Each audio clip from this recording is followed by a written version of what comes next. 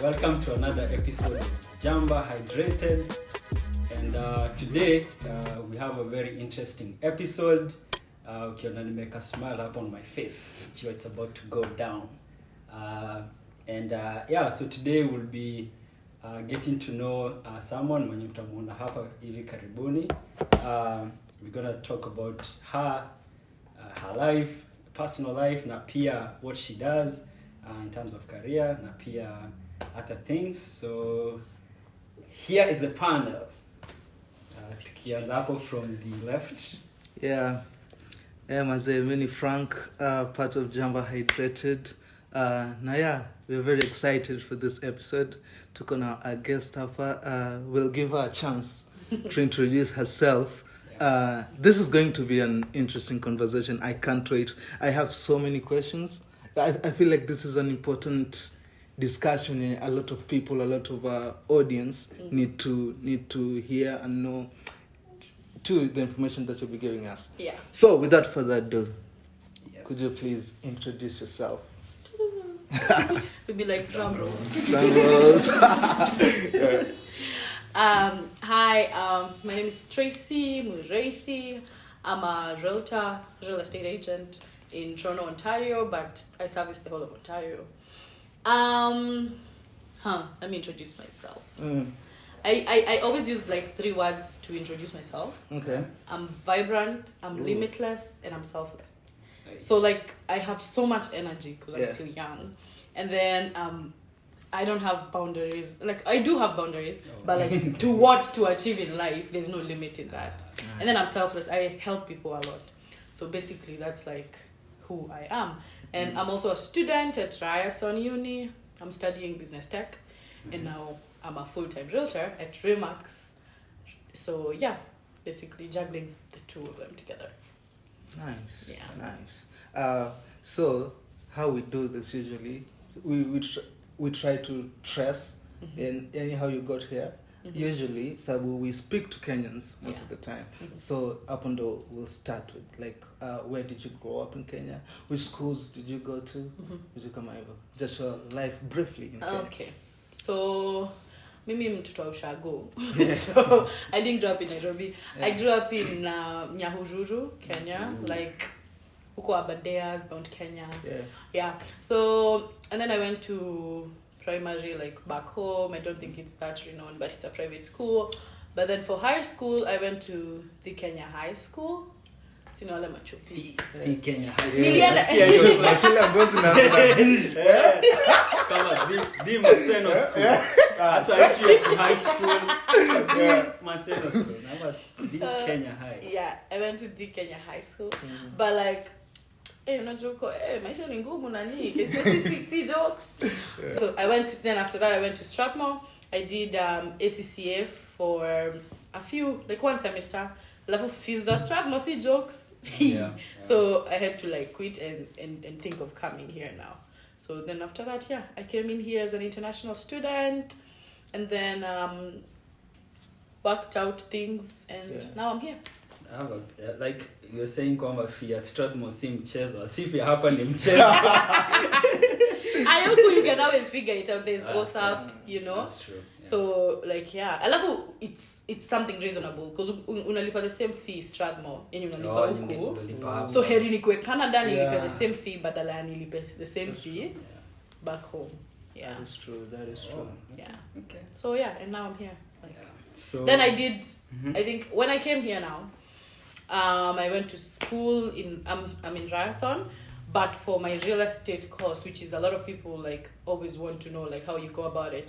It's just like I did it in 8 months. For my course, I did it in 8 months, and then it's like you do the course within your own timing. So ukijisikia unataka kusoma leo unasoma, iko online and all that. Then after that I was done and then I got my license. Ni government administered ama?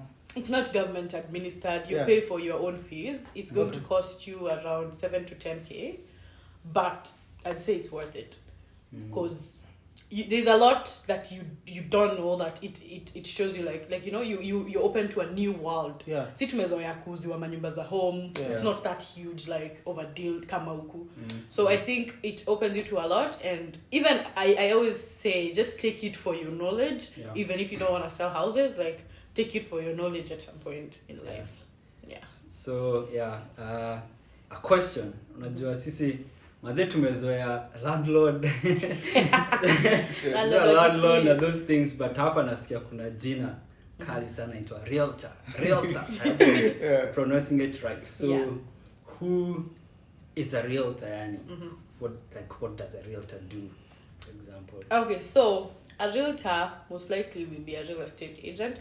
There is 2 levels of that. You can be a real estate agent and you can be a broker. So I am a real estate agent because I'm still new in the business, right?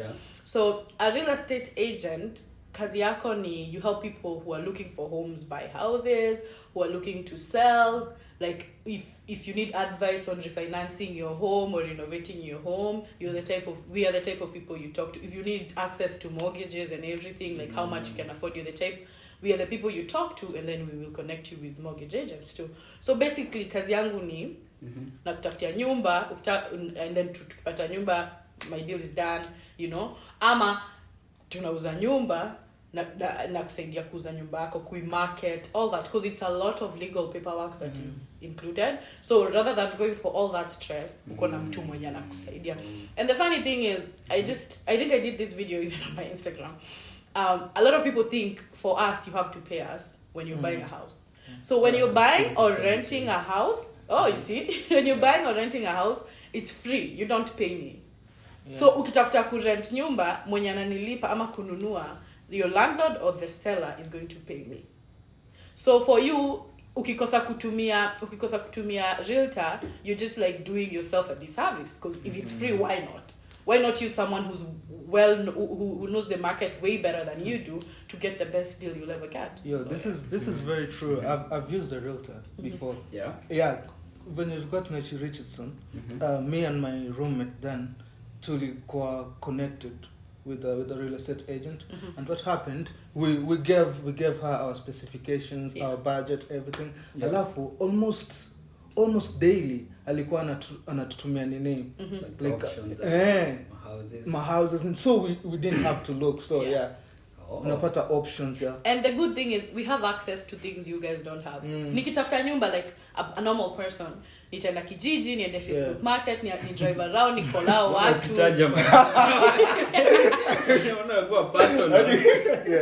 But mtuka mimi, I just open one thing, it shows everything. Unaniambia kuna watu utasema I want a 2-bedroom, south facing, nini, all that. I just key in all that and boom, I send them to you. Unaniambia what you want. So it's like that easy. It's like, come on, use your services, they're free.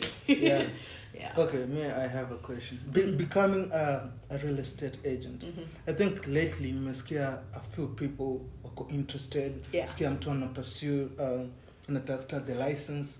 So e-license, is it what you need to do to get the license? Is it standardized? Is it standardized tests? How much does it cost to get the license? How long will it take for someone come on 7 and do nataka kwanza saizi I want to become a real estate agent?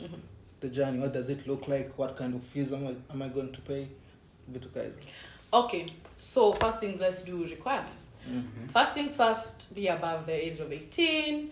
You need a PR or become a citizen, so that's one thing. So that's the one thing. And then you also need a high school diploma. That's all you need for your requirements. And then the good thing is, like for me, I went to Humber. So for them, first things first, it's online. Then the second thing is your payment. If I said like the whole payment ilikuwa 7 to 10K, hauilipi once. Unafanya course 1 ni ka $500, unalipa, then unafanya exam ya course 1 ni $100. Haya, ukipita hiyo, you go to the next course. Course 2, like that until you finish. And then the thing about it is the exams are not that hard, but like ni very strict. They do like a room scan and everything for your exam. So that's also, you can cheat. So you have to like read. And then go on. okay. And then for the next thing is, after you're done with that, now you have to also pay for your license. Your license is going to cost you around 2,000 to just like hiyo ingine yote ulikuwa unalipia shule. So sasa then you're going to pay for your license. And then you study time yenye unataka. Like kama uko job na they give you a maximum of 2 years to finish your license. Okay. So kama uko job na hunanga time na kwa tuna time weekends nini all that, like within 2 years, if you really want something, you can work within 2 years. So for me, it took me like I think 6 to 8 months to finish it up. So yeah. 6 to 8 months. What happens 2 years ikipita and you 2 years ikipita na ujamaliza? To be honest, I didn't look into that because for me I was like determined I need to finish it up. But I think you can always talk to them and be like, let's say if you got a kid or something, you'll be like, oh, something came up, and they of course will give you an allowance. Makes sense. It's always like, just know how to talk to people.